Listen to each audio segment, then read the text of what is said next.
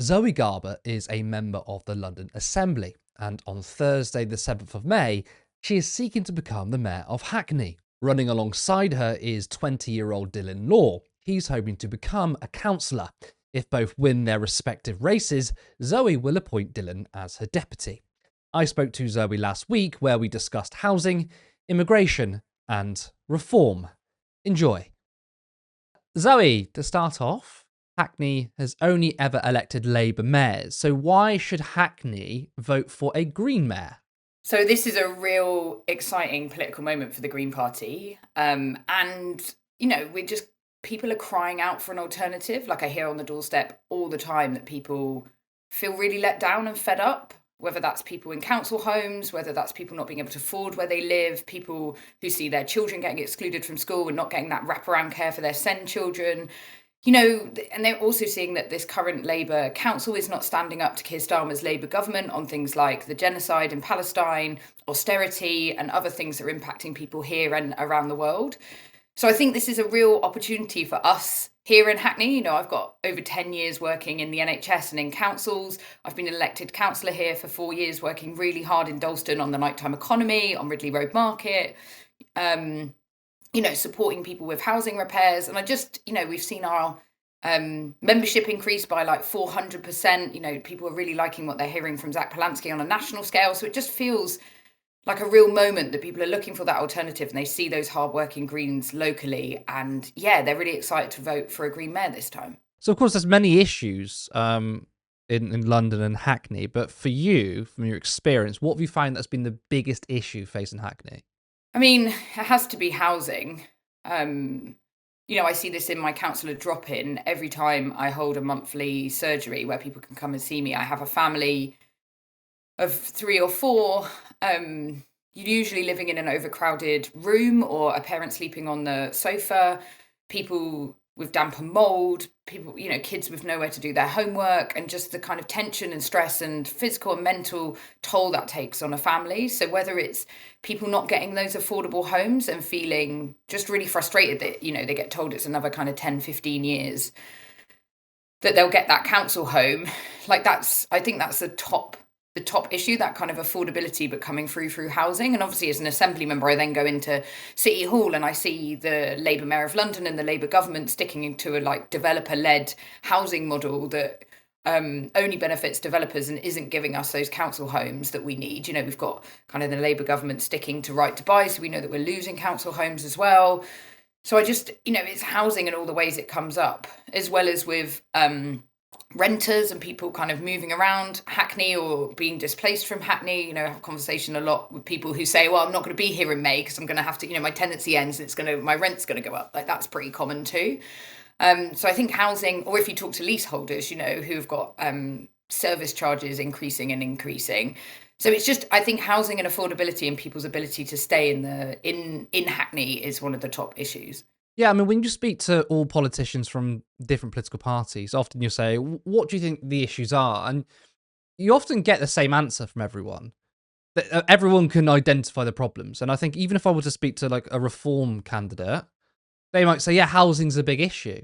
I suppose what people want to know, though, is what are the solutions? What's your solution if you're a mayor? And also more widely, what's the Green Party's solution to housing? Yeah, to start in Hackney and then move out. So we know that people living in council housing are really frustrated that the council just isn't getting the basics right. Just they're waiting ages to get basic repairs done. There was an ombudsman report last year that showed just how housing ombudsman report that just showed how much the council was failing in getting those repairs done. People having like 5 surveyors for the same thing. So we really want to get in and sort that out. We feel like the council's had long enough to do that and has shown that it hasn't been able to. So we really want to get those basics right and get those repairs done for council tenants. In terms of affordability, it's standing up to developers. And I think this answers the second part of your question in terms of what we stand for on a national level. We want to use every power possible to deliver council homes. So we are talking about in our manifesto pushing for the pension fund to be able to buy back council homes so we can bring those existing homes into use, family homes, get those quicker, but also standing up to developers to get what we need out of development. And that's what I've been doing in City Hall. calling out the Mayor of London for reducing the threshold of affordable homes, which I just thought was shocking that he's kind of bent to developers on that. And at a national level, saying that we need to invest in the next generation of council homes. Like, London councils across the city spend £5 million a day on temporary accommodation. We could be investing more money in getting the council homes we need, giving those people that safe and secure home that they need, and not giving that money over to kind of temporary accommodation, which is often private providers, which also makes me think of rent controls, which is something that the Greens would bring in immediately, something we've been pushing the Mayor of London on, to get that devolved power, because we spend, in the last 5 years, £70 billion has transferred from the government to private landlords through housing benefits, so supporting people to pay their rent, topping that up. If we had rent controls, think about what we could do with £70 billion, which was in the same period 6 times more what the government spent on affordable homes. So it's just, the money's there. It's just being kind of transferred to kind of landlords and private temporary accommodation providers when we could be getting the council homes we need. So when the issue of rent controls is brought up with the Labour Mayor, for example, or the Labour Party more widely, what's their opposition to it, or what's their reasoning? Why wouldn't they work with you on this? I mean, they said they care about affordability and housing too. Yeah, and this is really interesting, isn't it? So we had rent controls up until the 1980s, and it was Thatcher and the Conservatives who got rid of them. And I do think it's interesting. So the Greens in City Hall have really pushed the Mayor of London to back rent controls, which he now says he does, which is good. But I don't feel like he's doing enough to champion that on a national level. He kind of says he's supportive when he's questioned, like in the chamber, in City Hall. But we don't see him doing that loud advocacy to government. And, that's what Greens are talking about. When I was elected as an assembly member in 2024, I quickly got a group of renters and academics and renters unions together in City Hall to talk about what a rent control could look like and what mitigations you'd need, but also like how it could work in practice so that when we do get the power, we're ready to go. And it is interesting recently, I've seen some of the kind of senior Labour people from around the country saying the same lines around rent controls that I hear from the Conservatives within the Assembly. Things like, where, here and there they haven't worked. And it's just like, I think what we've got now isn't working. Like homelessness is hugely increased. We've got that spend on temporary accommodation. Families are being displaced. We're closing primary schools. Like if we look at what's working, what we've got now is definitely not working. And we could design a rent control that works for our cities and works for our country. And I think just saying, it didn't work here is a bit defeatist, and we need to look at how we design that to make it work for London and across the country. The Labour Party have stepped up their attacks against the Greens, obviously because the Greens have massively surged in support. Of course, Zach Polanski has been a big part of that, but of course you've also had an explosion in members. What I've seen recently is the Labour Party attack the Greens on housing. They put out a tweet thread saying that the Greens don't build, and they've squandered any sort of local opportunity to do that. I think it's fair enough. You're running as mayor in Hackney. Of course, housing is an issue everywhere, but especially in London. I want to hear your response to the Labour basically saying, the Greens are just a bunch of NIMBYs. Well, I just think if anyone spent any more time thinking about this than just beyond the stats, that the Greens have challenged developers is this line. If you think about it for even a bit longer, you'll realise that that's because the homes haven't been good enough. Either they haven't been affordable, they've been not sustainable enough. Like it's Greens challenging for developers to go further. Our land is precious, and the homes we build need to be at the right price in the right place. And it's Greens challenging the system to do better. And also, we are the places where we are in administration, like Bristol, they have built a lot of affordable homes, more so than some other councils. There's stats that show that where Greens are in administration, they are building lots of council homes and acquiring those homes, buying those back off the market. And in a lot of places in London, we're not in administration, we're on planning committees pushing developers to deliver more affordable housing. There's places in Lewisham where they're building 6% in an application. I've been challenging Woodbury Down in Hackney, which is a development that's been going on for 20 years. I've recently found out that council tenants can't return because the service charges have gone up. It's those things that we're challenging. We're challenging the gentrification and displacement of communities and us not getting those affordable homes, those accessible homes, those family homes, which often gets dropped by developers. That's what we're challenging. And I think I'd stand by that. Like that's, what we're committing to in our manifesto is fixing the homes we've got and delivering and building those ones that we need, and we'll do that in any way we can. Yeah. So Dylan Law is running to be a councillor in Hackney Downs. Yeah, he's featured alongside your campaign, right? And you said that if you're both elected, Law will serve as your deputy. So why have you run a campaign in this style? It's sort of something similar to a form of co-leadership. Where did this come from? Can you explain the sort of the background of this? Yeah, so I think Dylan is really exciting. Dylan is, so for people who don't know Dylan Law, he's 20 years old and he is growing up in Hackney. He and I first met properly a year ago because he kept coming to council meetings and sitting in the audience, which isn't typical of many residents, but definitely not of 20-year-olds. And he can talk himself about how he was watching a documentary about Margaret Thatcher and how she opened up town halls and municipal places, and he lives near the town hall, so he was like, right, I'm going to go to this meeting, which I think is really interesting and shows quite a lot about Dylan's kind of interest in local politics and how things are run and can be improved.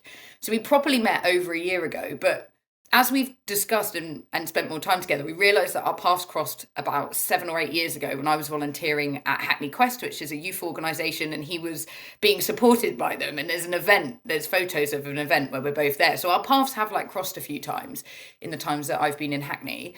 But he's really exciting. Like he really, what really struck me about Dylan from the first time we met and went door knocking is just how he talks about his own experiences and how he's got this real urgency to kind of fix what's broken. And he talks about how he's experienced council services, whether that's housing services or academies and the school system, or just being a young person in Hackney. You know, Hackney's got a really young population.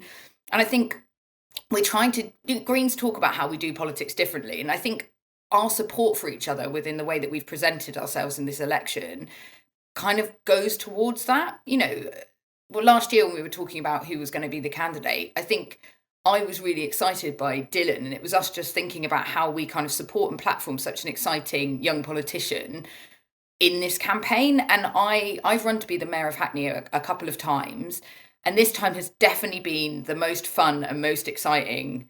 And he's kind of really supported me to, you know, be more urgent, have that more fire, and brings out kind of some of my my authenticity and my passion for politics in the conversations we have and the campaign we've ran together. And I think, you know, he's brilliant whenever he gets a platform. So yeah, I really hope that he gets elected in Hackney Downs. I get elected as mayor, and then we can go forward with him as a deputy. So the voter system has changed to first past the post. I mean, has this made a Green victory that much harder? So much so that you're still a significant underdog in this election? Well, every time we've run in this election, we've increased our vote share. So I ran in 2022 and we got about 17.5%. And then I ran in 2023 and we got up to 25%, which is a big jump. And that's before everything we've just spoken about in terms of Greens membership increasing, the collapse of support for the Labour Party. We're really excited about our opportunity in this election. Polls are showing, you know, there's one in January that showed we're kind of neck and neck if people were voting in a general election, like 36% us and Labour. And we can really feel that on the doorstep that people are really excited to vote Green. Obviously, we didn't want to see the regression back to first past the post, something that Greens and City Hall have really pushed for. And we know that that's coming back, which is really important that people get that first and second preference. But we've run first past the post elections before. We've shown that in Gorton and Denton with Hannah's win. And I just think it's that momentum that we're really feeling locally. Like, people talk about the win in Gorton and Denton on the doorstep here too. You know, they say, oh, I've always liked the Greens, but never really known if you had an opportunity to win or you could win. So, you know, we're really feeling that progress here too. So it definitely feels that we're really, really in with a chance this time. Yeah, that's interesting that it still comes up on the doorstep about Manchester. Like the success of Manchester is really spilling over, because I think we all know that there are many people who feel like they want to vote for other parties, but think they're not viable, not electorally viable. And of course, the Greens are still a far smaller party than other parties. I mean, Labour in government, right? We understand that. But people don't feel as concerned. What I did want to ask is, I think... Come back on that. Can I just quickly ask? Yeah, go ahead. Sure. So I've knocked on doors in Hackney for like 14 years now. It's like, since I joined the party, it was around the same time I moved to Hackney. And it really is interesting, the people's response to us now. Like, I've knocked on doors in like the first election, 2014, and people would want to talk to you about the bins. That's what they'd kind of think. Or buses, that's the kind of stuff that people would talk to you if you said you were green. And obviously we care about those things. But what's really interesting now is people really get what we're about. Like, they want to talk to us about the environment and the climate crisis, but they also want to talk to us about housing and their bills and the genocide in Palestine, because they've seen that those are the issues that we're working on locally, as well as kind of speaking about nationally. I mean, there is this undercurrent of people feeling incredibly let down. So there's people who are quite hopeful about voting for the Green Party. And then there's people that I really think are struggling to trust another party again. And that's, for me, a really interesting conversation on the doorstep. And that's one to really speak to people and really listen to how they're feeling. But I really appreciate that some people are really excited about voting Green in this opportunity, and some people are feeling slightly hesitant at just, how can I keep being asked to trust different parties. I keep being told things are going to change. And I take that really seriously. So I think when it comes to the Green Party, certainly that people find appealing is what you were saying there, like the sort of transition. I mean, your policies haven't really changed, right? It certainly haven't really changed between Carla Dania, Adrian Ramsey, and Zach Polanski. It's more been communication. But from my point of view, it seems like it's been not less of a focus on the environment, but a real pivot to class issues and bread and butter issues. Of course, the political establishment and people in the media have said, "Oh, the Greens don't care about the environment anymore." But I'm like, well, it's the clues in the name. Like, you don't really need to campaign or promote yourselves as an environmentally conscious party. That's obvious. What isn't or hasn't been as obvious is that people's material conditions haven't been a focus of the Greens. I mean, you've often been called sort of middle class lefties, and that's it. I do think your economic policy does resonate. That's true. But what policies or aspects of the Green Party have you found that's more difficult with people? Either people being completely turned off from some of the Green Party's platform, or you found it a bit harder, or you've had to have a bit that extra argument to try and convince people to vote Greens. Which aspects have you found a bit more difficult? God, that's a really interesting question. I think people don't know as much about what we think about in terms of the economy. I think that does often come up, either from people interested on a national level about what they've heard and feeling maybe a little bit uncertain, and us being able to have that conversation. And I think I often talk to people about my background in the NHS, the fact I worked in like commissioning and procurement, and I really kind of understand the mechanics of how kind of government finances work.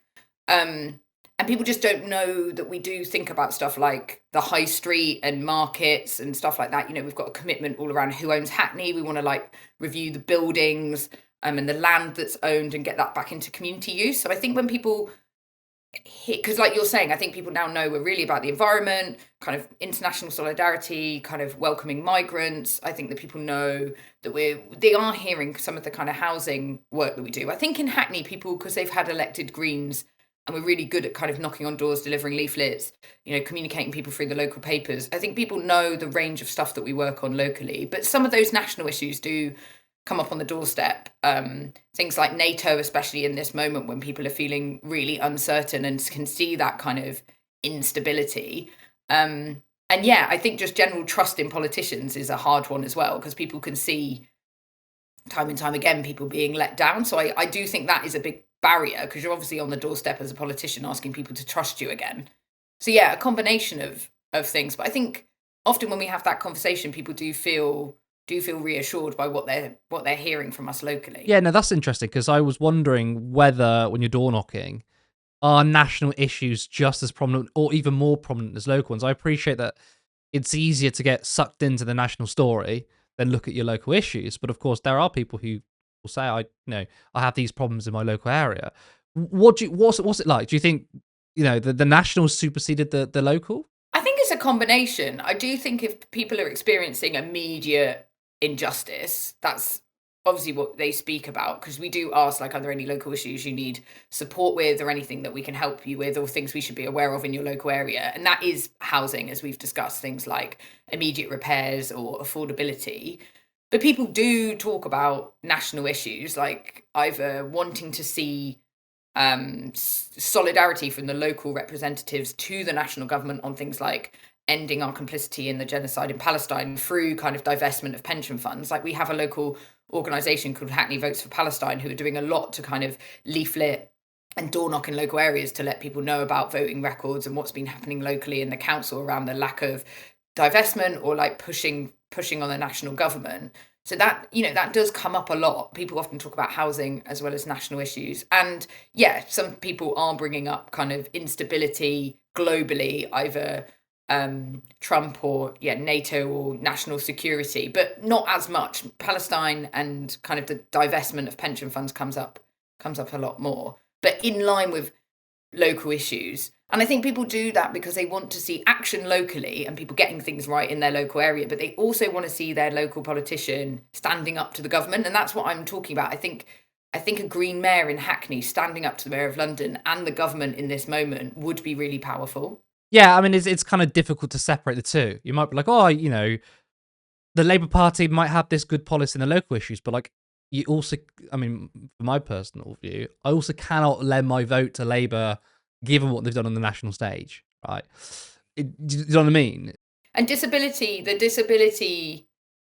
change to disability support comes up a lot because often people are like, I can't vote, I won't voting Labour, and I often say, why is that? And the attacks on disabled people is really, really strong for people's just feeling really let down from how they perceived Labour or their vote if they voted for Labour in 2024, feeling really let down that was one of the first things that they looked to do.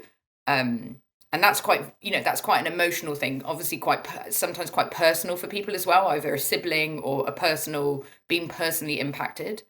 So that's quite powerful. I mean, I find that quite interesting because, to be honest, when it comes to Labour's policy on welfare, specifically disability benefits, that's not really covered in the national news, yet people are talking about it.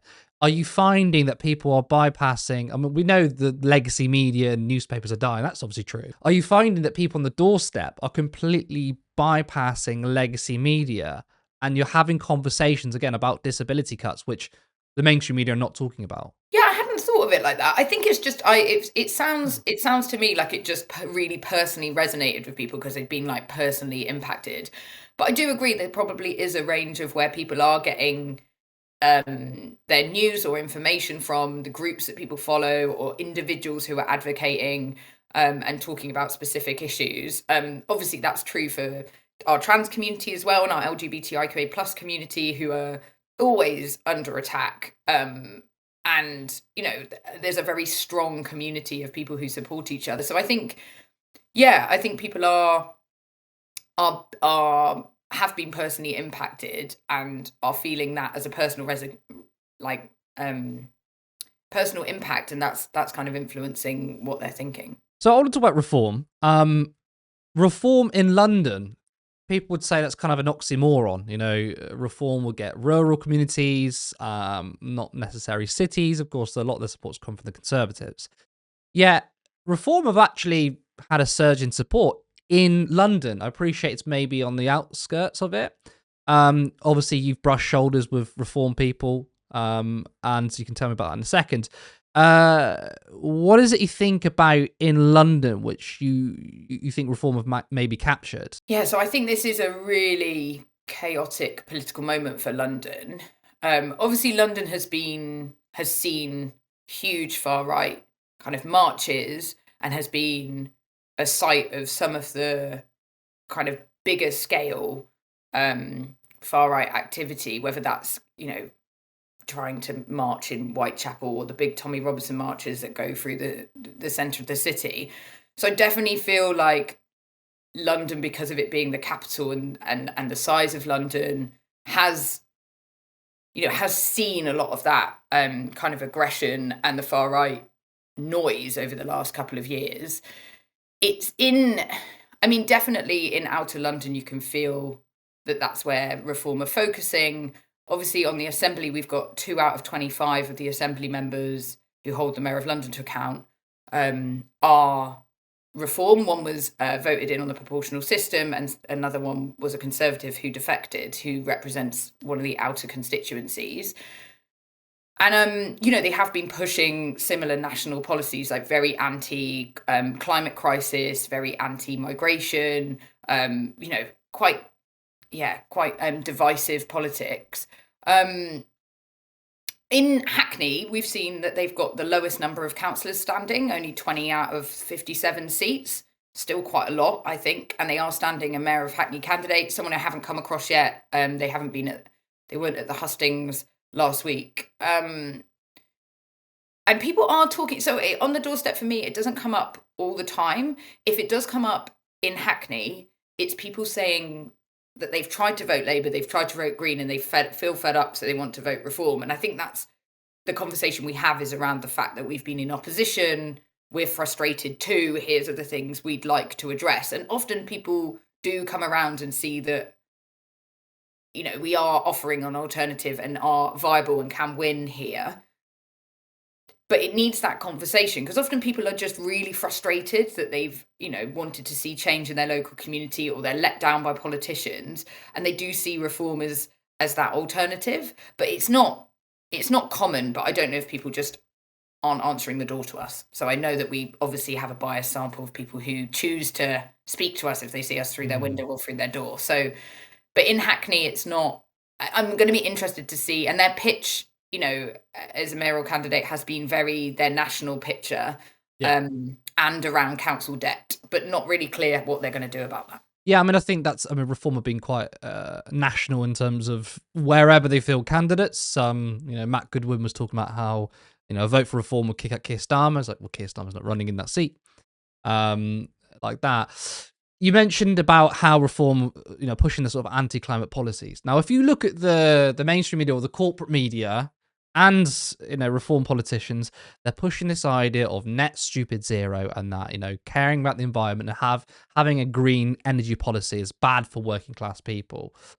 Broadly, people are quite pro-green in this country, but have you found, speaking to people, that some people are being convinced by this, I would say, obviously, just propaganda for the oil industry, but have you found that people are becoming more skeptical, and therefore some people are like, I don't know if I would support the Greens now because I've become more of a climate skeptic? Is that something that the mainstream media and the legacy media or corporate media want to push, and that's just not true on the doorstep? Or are we seeing that filter down?